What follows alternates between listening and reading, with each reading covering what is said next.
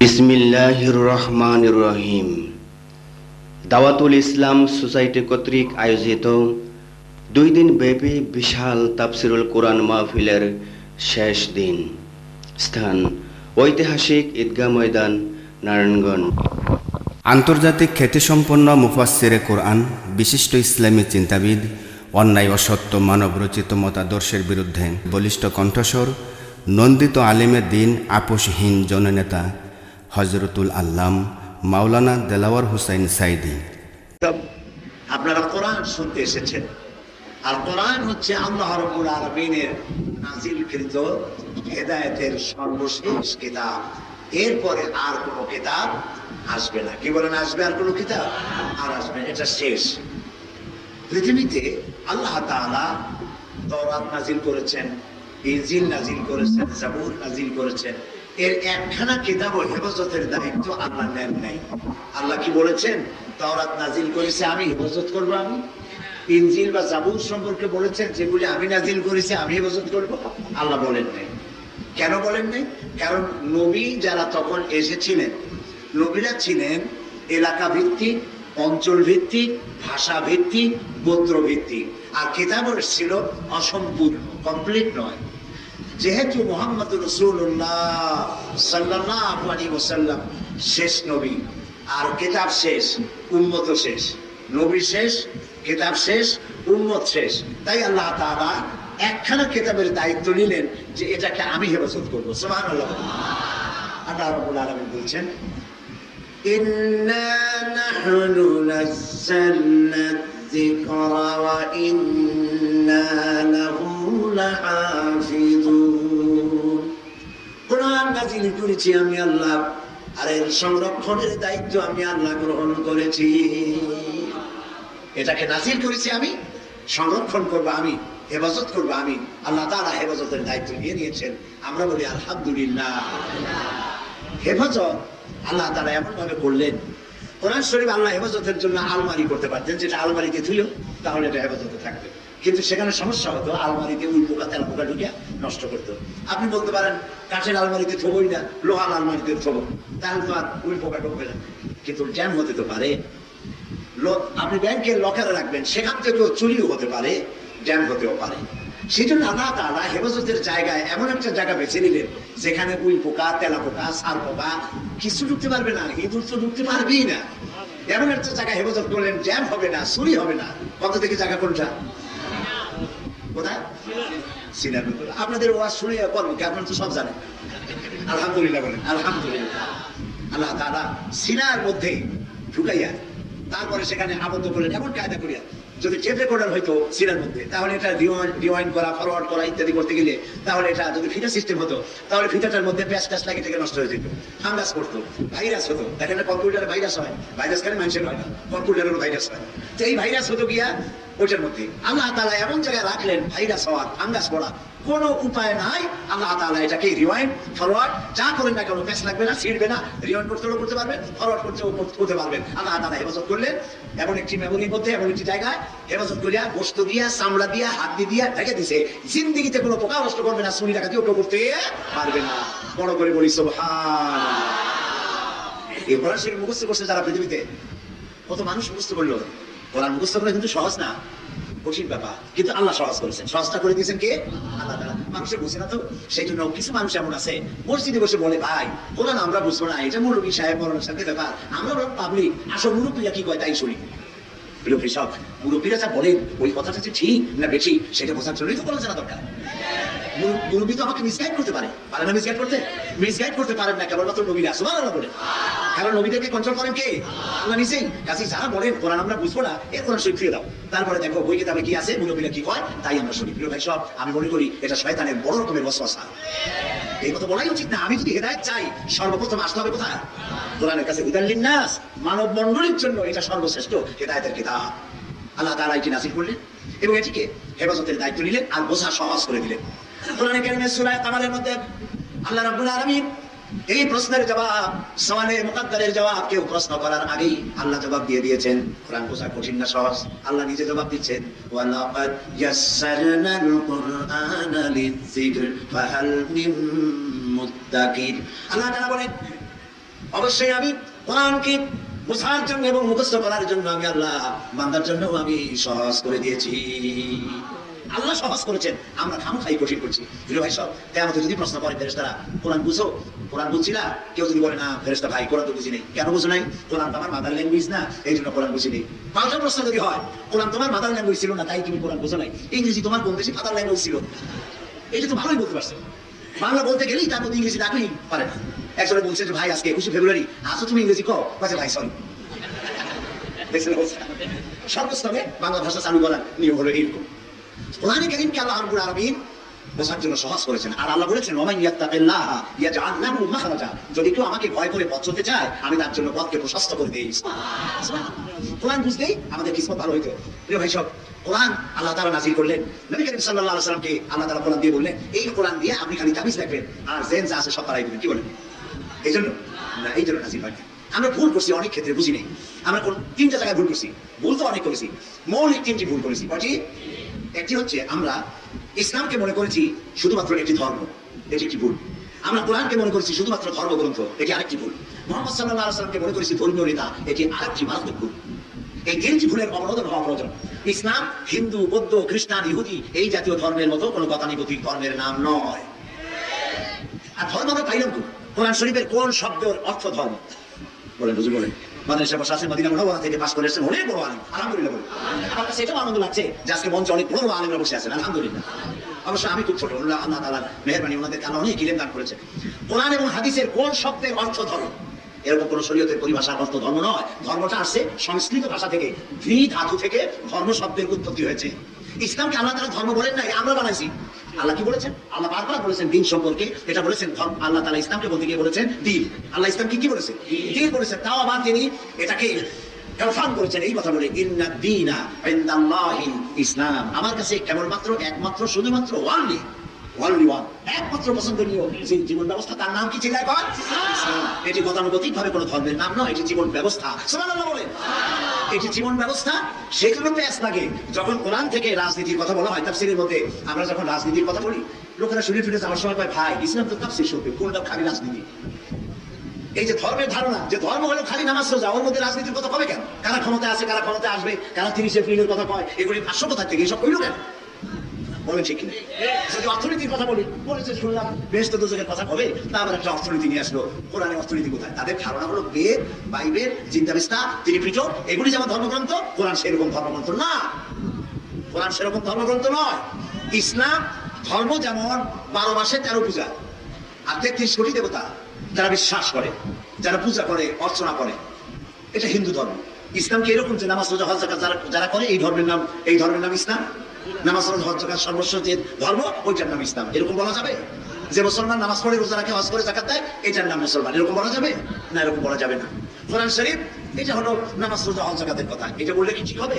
হবে না। মুহাম্মদ সাল্লাল্লাহু আলাইহি ওয়াসাল্লাম আমাদের ধর্মীয় নেতা, উনি যেরকম চুরি করেছেন, যেরকম দাড়ি রাখছেন, জামা গায়ে দিয়েছেন, আমাদের এইরকম করতে হবে, বাকি আর কিছু করার দরকার নাই। তাহলে হলো? বলেন হলো? হলো না। তাহলে তিনটি ভুলের অপরাধন করতে চাই শুরুতে। 1 নম্বর, ইসলাম কোনো গতানুগতিক ভাবে ধর্মের নাম নয়, এটি কমপ্লিট কোড অফ লাইফ।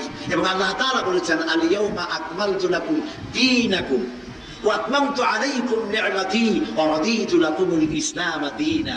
আল ইয়াউমা আকমালতু লাকুম দীনাকুম, আজকের দিনে তোমাদের এই দিনকে আমি কমপ্লিট করে দিলাম জীবন ব্যবস্থা হিসেবে। সুবহানাল্লাহ বলুন। তাহলে ইসলাম গতানুগতিক ধর্ম নয়, এটি জীবন ব্যবস্থা। যদি বলেন এটি কি? জীবন ব্যবস্থা। আর কোরআন শরীফটা কি? কোরআন শরীফ শুধুমাত্র ধর্মগ্রন্থ নয়, এর মধ্যে আয়াতের সংখ্যা 6666 বলা হয়, কিন্তু কিছু কম বেশি আছে। সংখ্যায় আমরা প্যাচ লাগাবো না। সংখ্যায় প্যাচ লাগাইতে গেলে এগুলি আর এক সমস্যা। সিরাতুন নবী করবো না মিলাদুন নবী করবো, এই প্যাচ লাগাইয়া নবীর আদর্শই হারাই ফেলে, ঠিক না?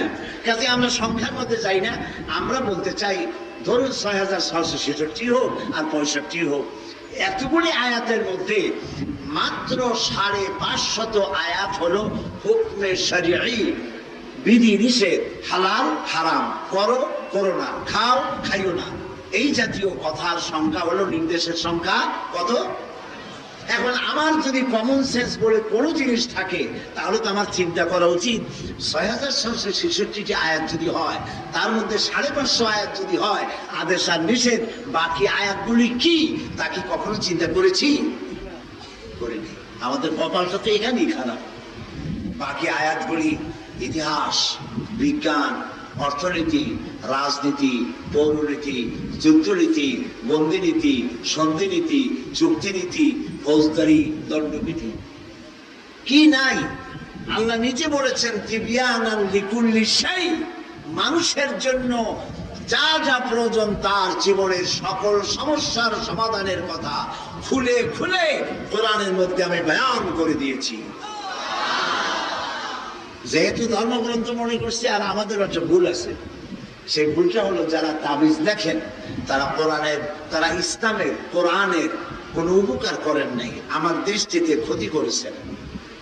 কারণ সাধারণ মানুষের ধারণা এই জন্য যায় যে কোরআনের কাছে গেলে তাবিজ পাওয়া যায়, আর কিছু যে পাওয়া যায় ওই ধারণা তো আমি এস্টাবলিশ করতে পারি নাই। দোষ আমার, দোষ আমাদের। এই জন্য রাসূলুল্লাহ তাবিজ দেখেন নাই, রাসূলুল্লাহ তাবিজের জন্য পারমিশন দেন নাই। একজন সাহাবীর নাম বলেন আমার সামনে যিনি তাবিজ লিখেছেন, বলেন যদি জানা থাকে। হযরত আব্দুল্লাহ ইবনে মাসউদ রাদিয়াল্লাহু তাআলা আনহু এবং হযরত হুযায়ফা রাদিয়াল্লাহু তাআলা আনহু সহ কয়েকজন সাহাবী তাবিজকে শিরক বলেছেন। আমরা জানি না, বুঝি নেই বলে সর্বনাশ করেছে, শিরক বলেছেন। এবং আল্লাহ তাআলা নবী কথাও বলেছেন যে তাবিজ ঝুলায় সে আল্লাহর উপর, ওই বান্দার উপরে আল্লাহর জিম্মাদারি ছিন্ন হয়ে যায়। নাউযুবিল্লাহ। অবশ্য ঝাড়ফুঁক জায়েজ আছে, সব কথাই বলবো, আপনাদের গরম লাগলেও কষ্ট হচ্ছে না তো, আমি বলতে চেষ্টা করবো। ঝাড়ফুঁক জায়েজ আছে, রাসূলুল্লাহ নিজে ঝাড়ফুঁক করেছেন এবং ঝাড়ফুঁকের জন্যই দুইটা সূরা নাজিল হয়েছে। একটি হলো সূরা ফালাক, আর একটা নাম আপনারা করেন সূরা নাস। এই দুটি সূরা, এই দুটি সূরা দিয়ে হযরত আব্দুল্লাহ ইবনে মাসউদ রাদিয়াল্লাহু তাআলা আনহু সহ 11 জন সাহাবী এই দুইটা সূরাকে তারা, এই দুই সূরা দিয়ে তারা নামাজ পড়তেন না। তারা মনেই করতেন সূরা দুইটি নাজিল হয়েছে শুধু ঝাড়ফুঁকের জন্য। তাই অন্য দুইজন সহ 11 জন সাহাবী এর দ্বারা এই সূরা দিয়ে নামাজ পড়তেন না। তাই বলে আমরা পড়বো না তা না, কিন্তু এটা হলো তাদের কয়েকজনের মত। তাহলে দুইটা সূরা নাজিল হলো ঝাড়ফুঁকের জন্য। সূরা ফাতিহা দিয়েও ঝাড়ফুঁক করা যায়, এ ব্যাপারে অন্তত 40টি হাদিস আছে। একটা ওপেন সিক্রেট করে দিই, হুজুরদের কাছে আপনারা যখন পানি নিয়ে যান, তেল নিয়ে যান, তো কি করে ফুদায়? সূরা ফাতিহা করে ফুদায়। এটা আপনারা করতে পারেন, এটা করা যায়। এই জন্য সূরা ফাতিহার এক নাম হলো সূরাতুশ শিফা, সূরাতুশ শিফা, সূরাতুস সালাম, সূরাতুদ দুআ, অনেক নাম সূরা ফাতিহা রয়েছে। সুবহানাল্লাহি ওয়া বিহামদিহি। প্রিয় ভাই সব, সুতরাং এই কোরআন শরীফ তাবিজের জন্য আসে নাই, এটা বুঝতে হবে। কোরআন এসেছে আমাদের জীবনকে সুন্দর করার জন্য, কোরআন এসেছে পৃথিবীর মানুষের কল্যাণের জন্য। নবী করিম সাল্লাল্লাহু আলাইহি ওয়াসাল্লাম, বাকি আরেকটা জিনিস হয়ে গেল। প্রথমে তো বললাম যে ইসলাম শুধু ধর্মের নাম নয়, কোরআন তাবিজের কিতাব নয়, পূর্ণাঙ্গ জীবন বিধানের নাম কোরআন শরীফ। আগেই বলেছি অর্থনীতি আছে, সমাজনীতি আছে, রাজনীতি আছে, বিজ্ঞান আছে। বিজ্ঞান আছে বলে এটি বিজ্ঞানের কিতাব নয়, লক্ষ্য করুন। রাজনীতি আছে বলে কোরআন রাজনীতির কিতাব নয়। ইতিহাস ভূগোল আছে বলে এটা ইতিহাস ভূগোলের কিতাব নয়। দর্শন আছে বলে এটা দর্শনের কিতাব নয়। ফৌজদারি দণ্ডবিধি, জুডিশিয়াল ল, চুরি করলে কি শাস্তি, ডাকাতি করলে কি শাস্তি, হত্যা করলে কি শাস্তি, সব শাস্তির কথা আছে বলে কোরআন কোনো জুডিশিয়াল লয়ের কোনো আইনের বই নয়। প্রশ্ন উঠবে তাহলে এটা কি? এটি হচ্ছে, আবারও আপনাদের অ্যাটেনশন কামনা করছি, এটি কি? এর জবাব হচ্ছে মানুষের জীবন পরিচালনার জন্য যত ধরনের নীতিমালা প্রয়োজন, সমস্ত নীতিমালার মূল নীতি যে কিতাবে দেখা হয়েছে সেই কিতাবের নাম কোরআন শরীফ। বুঝে আসছে বা? সুবহানাল্লাহ বলুন, আলহামদুলিল্লাহ বলুন। এই দৃষ্টিভঙ্গি নিয়ে যদি কোরআন পড়তে পারি, বুঝতে পারি, তাহলে আমাদের জীবন ধন্য হবে। নবী করিম সাল্লাল্লাহু আলাইহি ওয়াসাল্লাম এই কোরআন দিয়েই বিপ্লব করেছিলেন। মাত্র 2 খান কিতাব। সিলেবাসের কত বই পড়ানো হয় বিশ্ববিদ্যালয়, কি ভাই হচ্ছে দেখছেন? বিশ্ববিদ্যালয়ে পড়াশোনা করে কি বানাচ্ছে, কি বের হচ্ছে? রাসূলুল্লাহ বলেছেন ইন্নাল্লাযী লাইসা ফী জাওফিহি শাইউন মিনাল কুরআনি কাল বাইতিল খালি। আল্লাহর নবী বলেন, যেই স্মৃতিতে, যেই মেমোরিতে, যেই সিনার ভিতরে কোরআন নাই, সেটি সারা বাড়ির মতো, সেটি বিরানা বা বিরান বাড়ির মতো। সারা বাড়ি বুঝছেন? বিরান বাড়ি কারে কয়? সেখানে ঘর আছে, নাই কি মানুষ নাই। এই বাড়ির সাথে রাসূলুল্লাহ এটাকে তুলনা করেছেন। এখন বিরান বাড়িতে মানুষ নাই, কিছু তো থাকে, কি থাকে কত দেখি। বাড়ি আছে, মানুষ নাই, কিছু আছে, কি আছে? ইঁদুর আছে, বাঁদর আছে, চামচিকা আছে, তেলাপোকা আছে, সাপ আছে, কুচি আছে, তারপরে ভূত ভূত তো নাই, জেন আছে, ইত্যাদি আছে, এগুলো থাকে। তাহলে যে ঘরে মানুষ থাকে না সে ঘরে এইগুলো থাকে। রাসূলুল্লাহ হাদিস দেখুন, সুবহানাল্লাহ, আলী বলেন সুবহানাল্লাহ, ইন্নাল্লাযী লাইসা ফী জাওফিহি শাইউন মিনাল কুরআনি কাল বাইতিল খারিব, যে স্মৃতিতে কোরআন নাই সেই জায়গাটা সারাবাড়ির মতো। এখন দেখুন বিশ্ববিদ্যালয় কলেজ কোরআনের একটু আয়াত লেখা ছিল বাইরে, মনোগ্রামে লোগোতে লেখা ছিল রব্বি জিদনি ইলমা, দিয়ে বাবা বিসমি রাব্বিকাল্লাযী খালাক। 1972 সালের আগে যারা matric pass, I pass, BA pass করেছেন, আজকে রাতে সার্টিফিকেট খুলে দেখবেন, আপনার সার্টিফিকেটের মনোগ্রামে লেখা আছে ইকরা বিসমি রাব্বিকাল্লাযী খালাক রব্বি জিদনি ইলমা। কিন্তু 72 সালে যারা ক্ষমতায় গেলেন তারা এসে বিশ্ববিদ্যালয়ে এমনি কোরআন হাদিস পড়ানো হয় না, সাইনবোর্ডে যেটা লেখা ছিল, লোগোতে যেটা লেখা ছিল, সেই আল্লাহর কোরআনের আয়াতগুলি তারা উঠাই দিল। উঠাই দেওয়ার পরে এখন কোরআন নাই, এখন আছে কি, যে দেহে কোরআন নাই সেখানে সারা বাড়িতে যা থাকে ওইখানে তাই থাকে। এখন এখানে হাইজাকার তৈরি হচ্ছে, টাকা তৈরি হচ্ছে, দর্শনকারী তৈরি হচ্ছে, শয়তান তৈরি হচ্ছে। এখন আমরা বলি না যে সাইন্স বলে গেছি মসজিদের সাথে বিরোধ, আমার তো কথা বলা যায় না, কথা বলি একটা, কথা বলি কি আরেকটা। বোমা ফুটাইয়া ফুটাইয়া আলেমদেরকে গ্রেফতার করেছে। কারা বোমা ফুটাইছে? ঢাকার ইমাম পালাইলো কেমনে? এই ব্যাপারে ধরো, পুলিশের ইমাম দাও, সব বোমা ধরে আল হসন বানানো হয়ে যাবে। ঠিক কিনা বলেন? এই বোমা থেকে শুরু করে নারায়ণগঞ্জের বোমা, নেতারা ওই পত্রিকা হেডিং আসে, নেতারা অল্পের জন্য বেঁচে গেছে, মরে যত গরিব মানুষ। সমস্ত বোমা ঘটনা ঘটিয়ে, বোমা ফাঁচিয়ে আলেমদেরকে আপনারা গ্রেফতার করেছেন। কবির চৌধুরী শামসুর রহমান জাতীয় বুদ্ধিজীবী আপনাদের কলেজার টুকরা মাথার হিরু, আর সব আলেম আপনাদের জানের দুশমন। টুপি দাড়ি দেখলেই আসে না, আলেম ওলামা পীর বুজুর্গ দেখলেই স্বাধীনতা বিরোধী। এখানেই শেষ নয়, শোনেন, এখানেই শেষ নয়। আপনারা কুত্তার মাথায় রাসূলুল্লাহ তুমি বলা পোস্টার ছাপাইছিলেন, আল্লাহর গজব হবে না কি আপনাদের উপরে? শুধু তাই নয়, শাইখুল হাদিস 86 বছরের বুড়া মানুষ 40 বছর বুখারী শরীফ পড়াইছে, 40 বছর বুখারী শরীফ পড়াইছে। এই বৃদ্ধ মানুষটি সোজা হয়ে দাঁড়াইতে পারে না, হাঁটুতে ব্যথা। হাজার হাজার আলেমদের ওস্তাদ, তাকে পুলিশ হত্যাকারী আসামি আপনারা বানিয়েছে।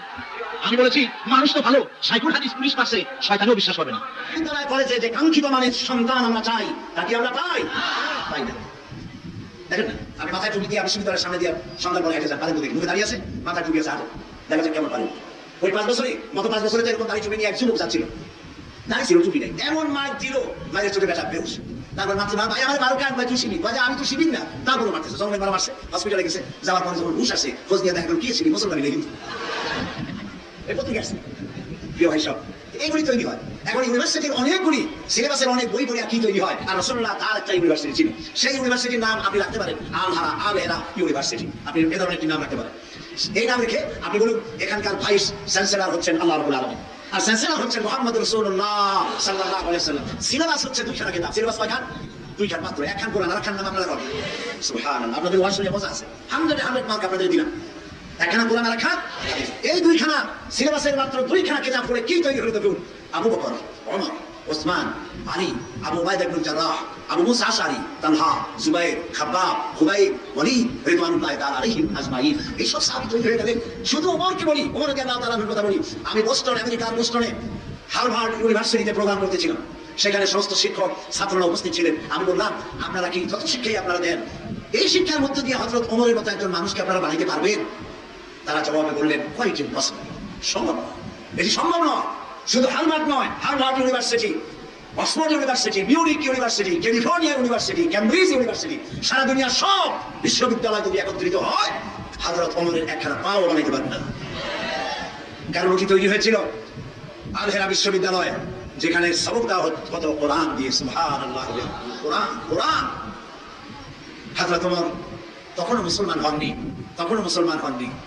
কাফেররা দেখলো কোরআনের জ্বালাই তো অস্থির, কোরআন পড়ে আর লোকগুলি কোরআন শুনে শুনিয়া পিছনে পিছনে দৌড়ায়। কোরআনের মজাই তো ভিন্ন, সুবহানাল্লাহ, কোরআনের মজাই ভিন্ন। লোকেরা লাগাই দিল হযরত ওমরকে যেখানে পাও সেখানে মারো। হযরত ওমর শুনলেন মারার জন্য, যাই দেখেন মুহাম্মদ সাল্লাল্লাহু আলাইহি ওয়াসাল্লাম নামাজ পড়তেছেন হারাম শরীফের মধ্যে।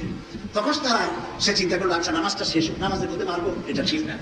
এই চিন্তাও তখনকার জাহিল হলে কাফের হলেও এই চিন্তাও করতো, কিন্তু এই চিন্তা আমাদের দেশে অনেক সময় করা হয় না। বাইতুল মুকাররমের মসজিদের মধ্যে মুসল্লিদের রক্ত দিয়া গত 5 বছরে আমরা দেখছি মসজিদটারে রক্ত দিয়া লাল বানিয়ে দিয়েছে। এই সত্য নয়। ইসলামের কথা বললেই বলে মধ্যযুগের কথা, আমাদেরকে মধ্যযুগে নিয়ে যাচ্ছে। মধ্যযুগে কি এই কাম করতো? মধ্যযুগে কি লাশ 19 টুকরা করতো? যারা গত 5 বছরে লাশ 12 টুকরা করছিল, সেই বদনাম ঢাকার জন্য তারাই 19 টুকরা করেছে। এ কথা ঢাকবার উপায় নাই। সুতরাং তাদেরকে আপনারা যত খারাপ বলেন অত খারাপ তারা ছিল না। আইয়ামে জাহালাতের যুগে এত খারাপ তারা ছিল না। লক্ষ্য করুন, নামাজ পড়তেছে, এখন কিছু করা উচিত না, দাঁড়ায় গেছে ধমকে। নবীজি নামাজ পড়তেছেন, কোরআনে কারীম তেলাওয়াত করতেছিলেন। আপনারা ভাবুন একে তো আল্লাহ রাব্বুল আলামিনের নাজিল করা কোরআন শরীফ, আর তেলাওয়াত করতেছেন যার উপরে নাজিল হয়েছে তিনি নিজে। কি মজা হচ্ছে শুনতেছেন। হযরত ওমর অস্থির হয়ে গেছেন, শুনতেছেন, অস্থির হচ্ছেন, মনটা পাগল হয়ে যাচ্ছে। আরে এই লোকটাকে এইভাবে আমরা গালি দিয়ে মানতে চাই, এত সুন্দর করে তেলাওয়াত করতেছে, এটা তো মানুষের কথা হইতে পারে না। মনে হয় কোন জেন তারে রাতে আইসা এইসব কথা শিখায় যায়। হযরত ওমর বলেন, আমি যখন মনে মনে চিন্তা করলাম কোন জেন তারে এগুলি শিখায়, অমনি নামাজের ভিতরে আমার কথার জবাব পেয়ে গেলাম। তিনি নামাজের ভিতরে পড়লেন, ইন্নাহু লাকাউলু রাসূলিন কারীম। এটি এক মহান বার্তাবাহকের বর্ণনা। উনি বললেন যে আমি অবাক হয়ে গেলাম, আমি মনে মনে চিন্তা করতেছি জেনের শেখানো কথা, তিনি বললেন না, এটা মহান বার্তাবাহক।